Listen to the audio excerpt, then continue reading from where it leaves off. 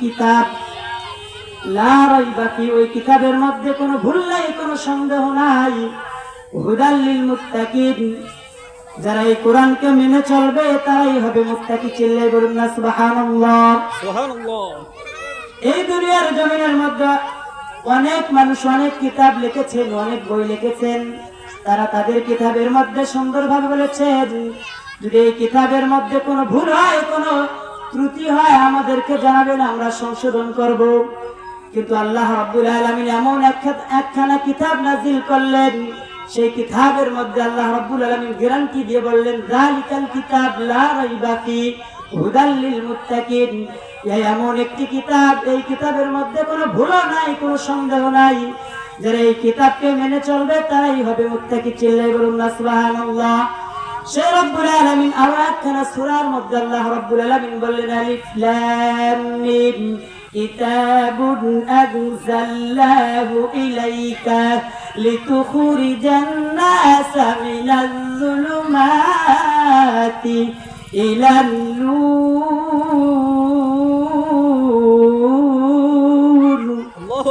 আল্লাহ রাব্বুল আলামিন কিতাবুন আনজালনাহু ইলাইকা লিতুখরিজান নাসা মিনাজ যুলুমাতি ইলান নূর।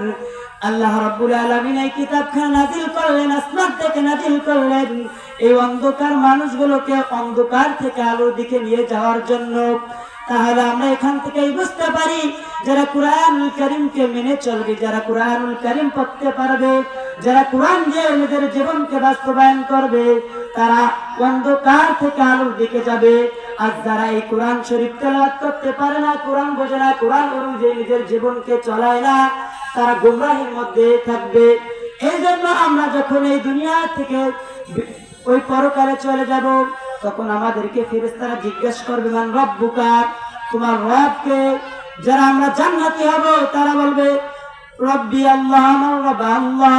ওয়া মান দীনুকা, তোমার দিন কি? তখন বলবে, আমার দিন ইসলাম। ওয়া মান নাবিয়্যুকা, তোমার নবীকে? আমরা বলবো হযরত মুহাম্মদ সাল্লাল্লাহু আলাইহি সাল্লাম। যখন আমরা এই কথা তিনটা উত্তর দেব, অটোমেটিকলি আবার ফেরেশতারা বলবে, তুমি যে এই তিনটা প্রশ্নের উত্তর দিলে, এই তিনটা প্রশ্ন তুমি কোথা থেকে শিখেছো? তখন আমরা যারা জান্নাতি হব তারা আমরা বলবো, কোরআন এবং হাদিস থেকে শিখেছি। পর্যায়ক্রমে যারা জাহান্নামী হবে তাদেরকেও বলা হবে, মান রব্বুকা, তোমার রবকে?